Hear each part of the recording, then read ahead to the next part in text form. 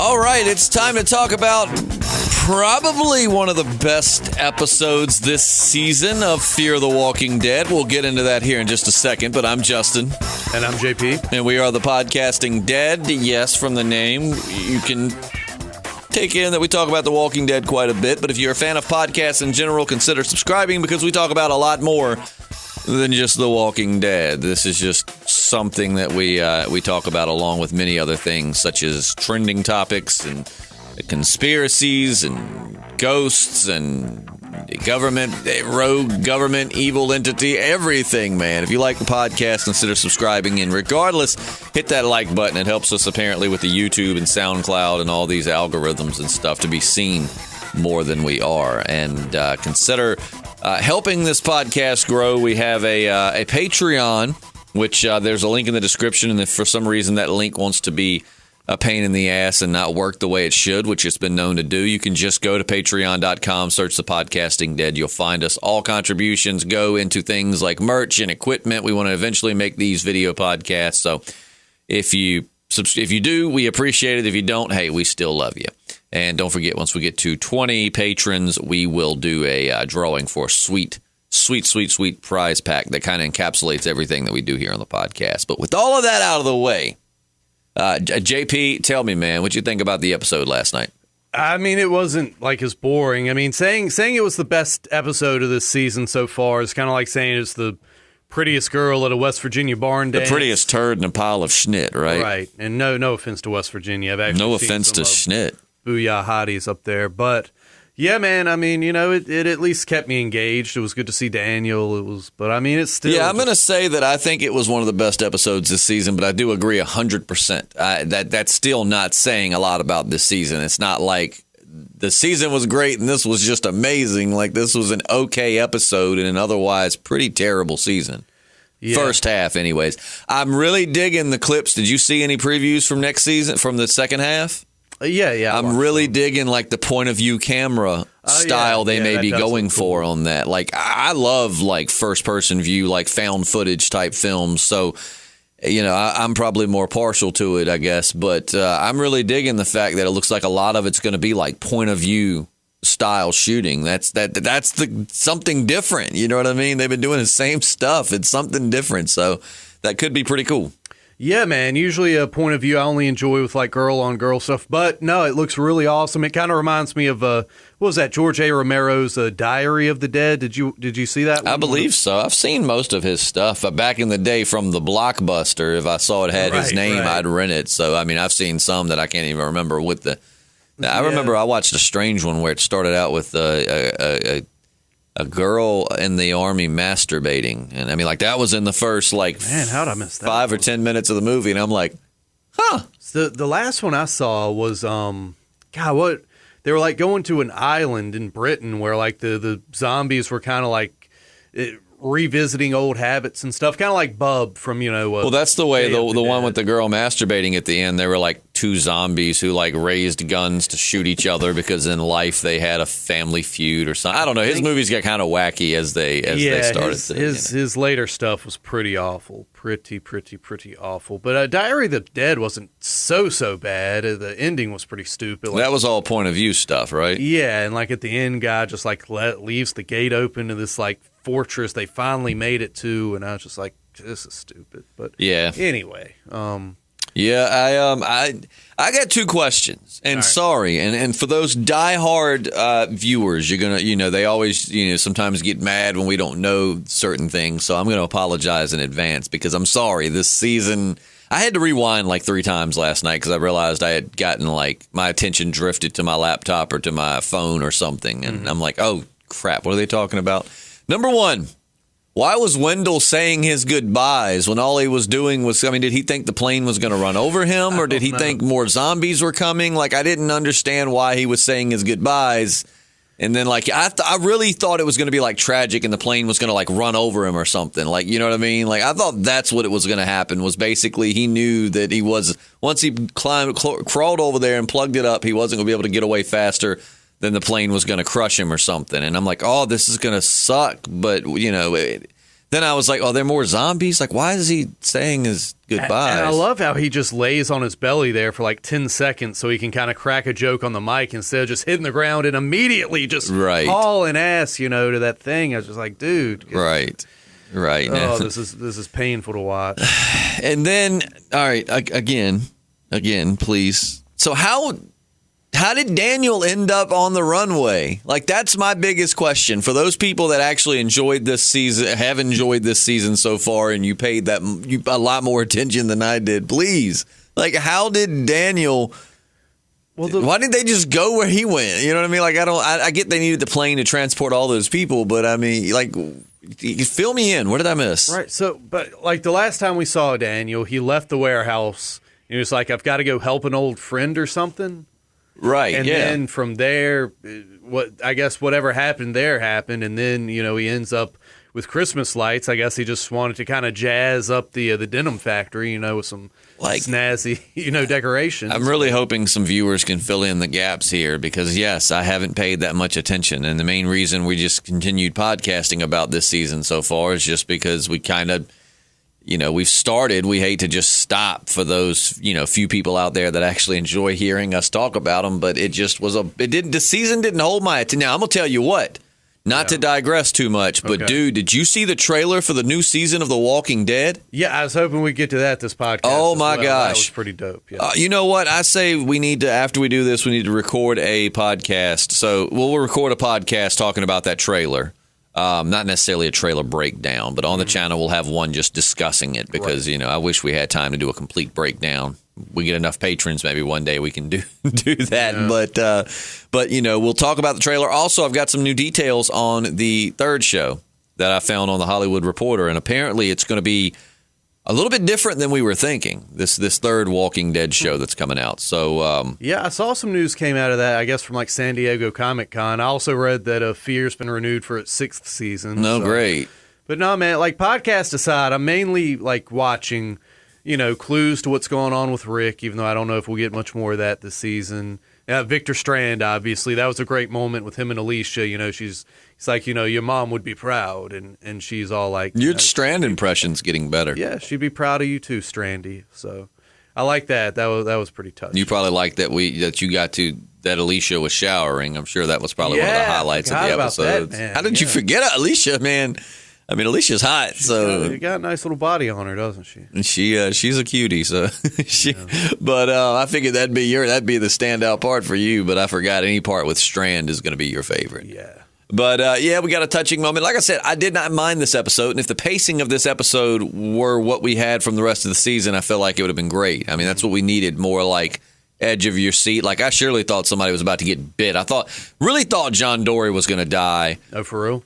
What I really thought was, which I knew Dwight, side comment, if you don't listen to our other podcasts and you only listen to the Walking Dead podcast, you're going to notice we say Dwight instead of Dwight. We say Dwight instead of Dwight.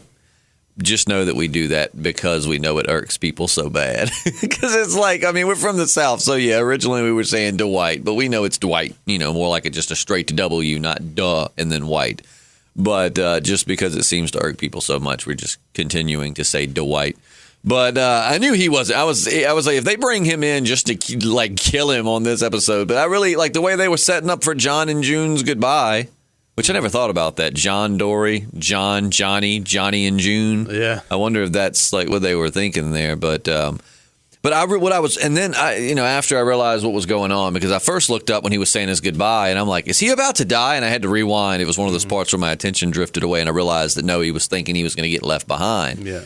I really kind of wanted him and Dwight to get left behind because I thought that was going to set up for them to somehow end up in the Rick movie. You know what I mean? Or end up in Alexandria or something like that. So I was really excited about that, and then. No, we got 2 goodbyes this episode, 2 heartfelt goodbyes, and neither character died nor got left behind. We got 2 unnecessary goodbyes. And I like John, and a lot of people say they don't really care for June. I like June. I think John and June, I like the dynamic between them two, and I just think that they're good characters in a terrible setting, and it just with terrible writing, Yeah. But But yeah, man, I mean, it was one of the better of the episodes. But with that said, it still wasn't like this. The season's been so blah. You realize we haven't even rated. I don't know if we rated any of them, but I know we haven't rated most of them. It is certainly for the best because I don't know that I would have a star to give it. And I hate that because again, it's crazy to love the characters but not to like the show. Like I love John Dory, I love Strand, I love Alicia. I think Alicia's awesome, man.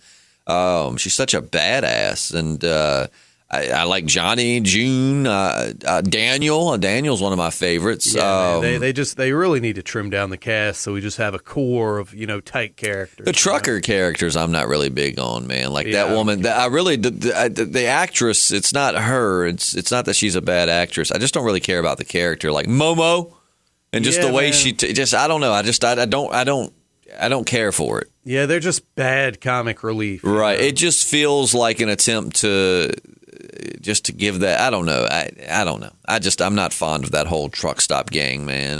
It's just not my thing. And so what's up? Like Morgan's stick all of a sudden is all right to use? I don't know. I was wondering the same thing. Like when he was on the plane and she snaps it or whatever and then slings it out and been like, hey, what the heck? And she's like, I just fixed your stick. I thought it was horribly tainted already. Right. I mean, what's the little more blood going to do to it if it's already got, And now it's essentially useless. I mean, I know you can still whoop somebody's ass with a shorter stick, but for killing zombies, I mean, all they can do now is swing it like a baseball bat. Yeah, and I mean, if you're going to do that, you might as well just have a baseball bat. Negan had the right idea.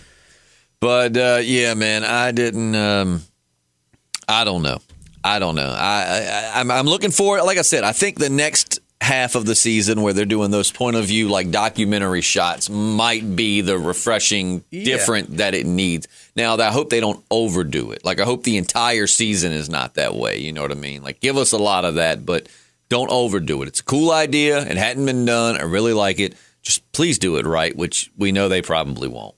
Yeah, man. And now they seem to have a kind of a more interesting mission, looking for I guess like an oil refinery or something, and old Cletus or whatever his name is that took over the denim factory. Now he's on a redemption arc, which is kind of played out. He's like, I took over the denim factory. I got as fabulous as I could. So we were talking last season if they would come back and like Morgan's found some rhinestones and they've just got all this denim and he's just like, I'm fabulous. Yeah. It's like, now this guy is like, and it just left off kind of abruptly too. Cause like that was really, remember, Walk the Line with Johnny Cash. Like I'm not a fan of movies that end up abruptly. You know what I mean? Like I just not my type of thing. And that was my only complaint with Walk the Line. I thought it was a great movie, and I don't really like romance movies, but it was good. I love Johnny Cash, so it worked out. But I didn't like how just it ended. You know what I mean? Like there wasn't. I don't know, but this ending reminded me of that. Like it was very just like, if you want to save that girl. Do you think that was Sherry on the walkie? That was my first thought when we heard a female. I thought, it's going to somehow be Sherry because in the Walking Dead world, you can be, miles and miles apart, but somehow still run into each other. Yeah. Like it's not a giant open world out there.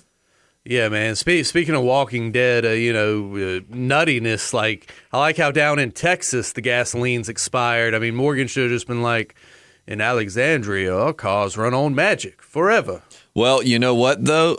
I get what you're saying, but actually, if you look at the timelines, they are at the point where The Walking Dead is pulling, like the Walking Dead cast are having old cars pulled by horses. Like at this point in Alexandria and stuff, they are using horses because you got to think Dwight's been gone for a while. This is after All Out War, so this is somewhere like in that time jump. So It is lining up with the timeline, I believe, somewhere, at least within somewhat of the same timeline that the gas apparently stopped working in Alexandria. But I mean, I believe the gas would have probably stopped working long before this. Yeah, I mean, it was like sometime during All Out War, Daryl and somebody, they just found like a big old truck and just cranks right on up. I mean, oh yeah, man, that's the and I mean it's Stephen Yin once said that he gets irritated. I'm paraphrasing. He didn't necessarily say, but you could just tell he was basically saying he gets kind of irritated when people are nitpicking the show because it's a show about zombies eating people, and that's not very realistic. But it's like, no, but that's what we liked, is because all the zombie iterations before have been kind of very out there and yada yada.